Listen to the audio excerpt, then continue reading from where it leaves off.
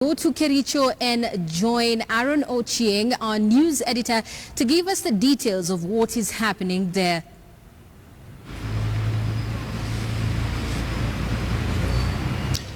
Well, Najma, the official campaign periods here in Kericho have officially been concluded.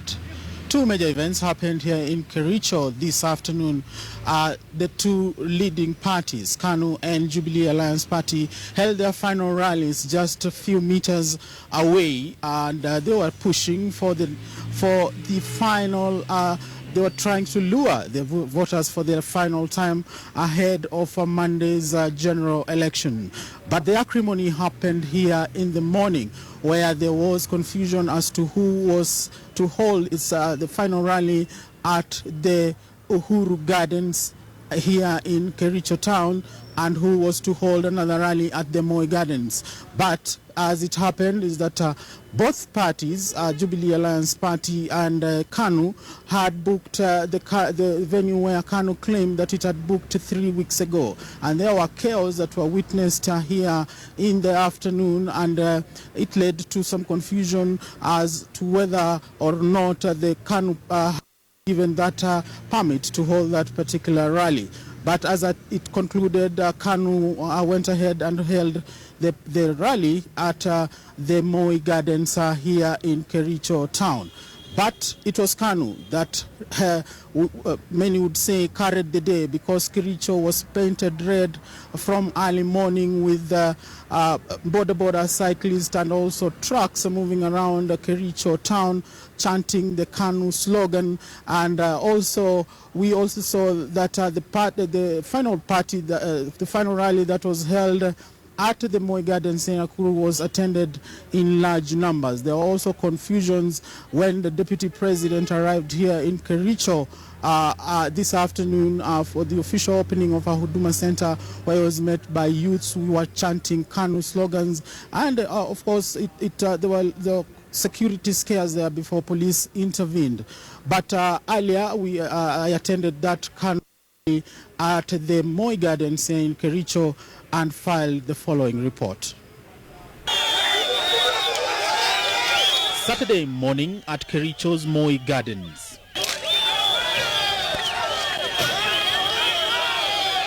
Confusion rented the air as police attempted to bar KANU supporters from accessing the venue that was to hold the final campaign rally for what has now been branded a revamped KANU.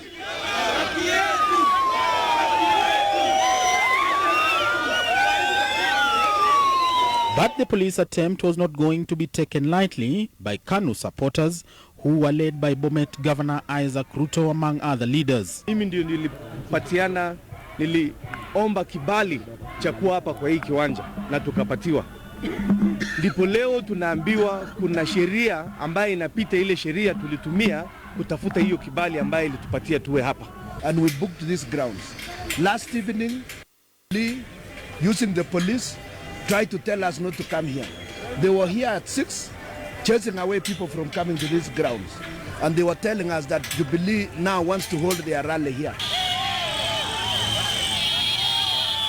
Police were later forced to give in, and KANU's Kericho Senate candidate's final rally got a green light.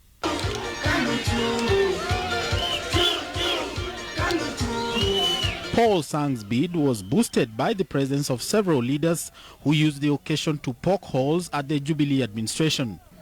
Yale ambayo tunafanya sasa, sisi hatuko ndani ya JAB, sababu tulikataa kuvunja chama, si ndio?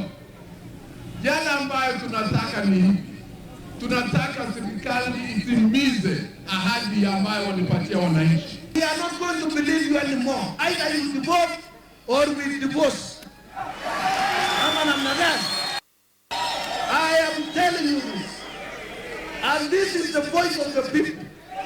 Apana yangu, ni yangu ama ni yenu? Ni yangu ama ni yenu?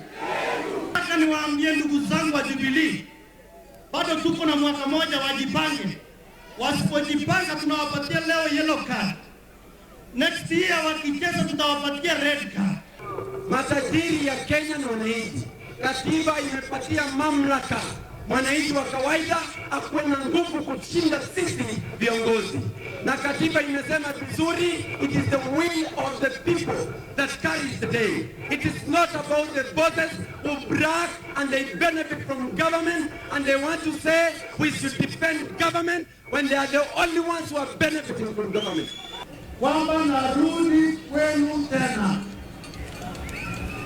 tena kwa unyenyekevu, niwaombe kura niwe seneta yenu.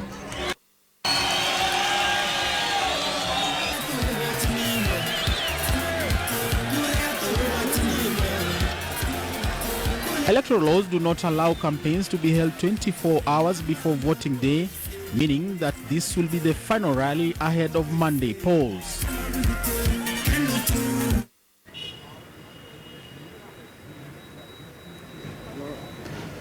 Jubilee Alliance Party's candidate Aaron Cheriot's final campaign push was boosted by the presence of Deputy President William Ruto, and my colleague Murimi Mwangi attended that particular rally at the Uhuru Gardens here in Kericho. Murimi Mwangi, what really happened there?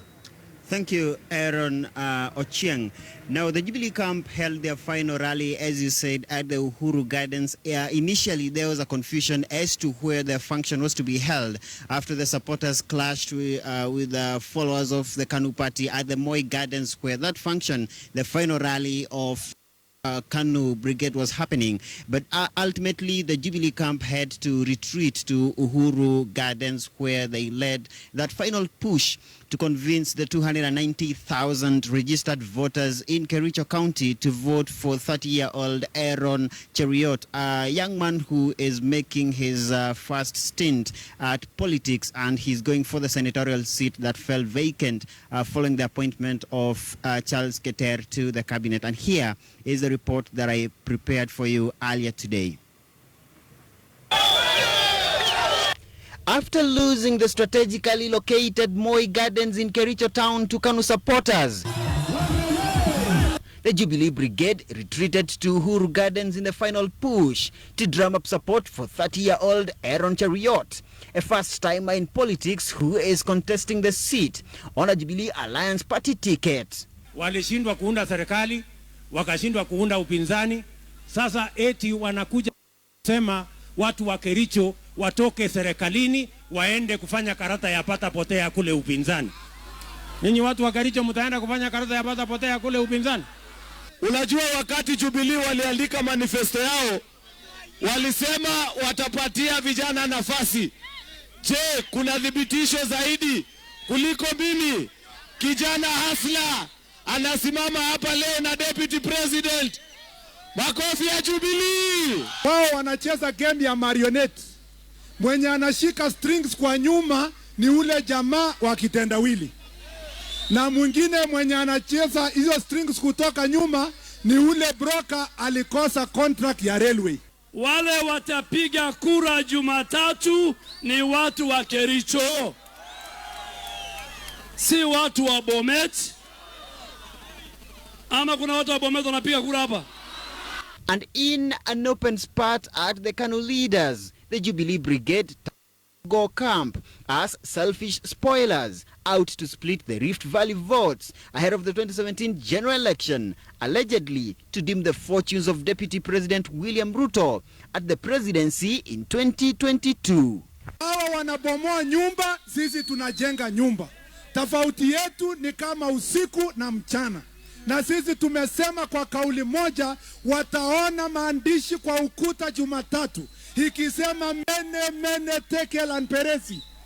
Kama hawa wanafikiri ya kwamba kuna watu wa kudanganywa hapa, eti turusi Misri, ati twende KANU, ati twende mashakani sijui mashinani, ati kwa sababu wao wanaungana na wale tuliwashinda, hiyo ni ndoto ya mchana. Wewe kama mwananchi wa kawaida, kama kuna chama ambaye inaweza kupa nafasi ni Jubilee peke yake. Wale wengine wanaketi kwa hoteli, watoto wa marais wanaamua. Lakini watoto wa wakulima na wachuna chai tuko hapa kwa Jubilee. The Jubilee Brigade also rubbished claims that they have neglected the South Rift in matters development, arguing that the government has fulfilled all its campaign pledges in Kericho and across the country at large. Tumepanga kama serikali ya Jubilee kwa miaka 2.5. Wengine wao walikuwa serikalini miaka 40. Ni yapi walipanga hapa Kericho ambayo inazidi yale nimepanga kwa miaka 2.5? Let me tell you, Kericho, on 7th of March, you have a moment with destiny. You have to determine whether we are going to stick with the past or meet with the future, which is here today. Wale wako na macho wameona leo. Wale wako na masikio wamesikia. Muremi Mwangi, KTN News in Kericho.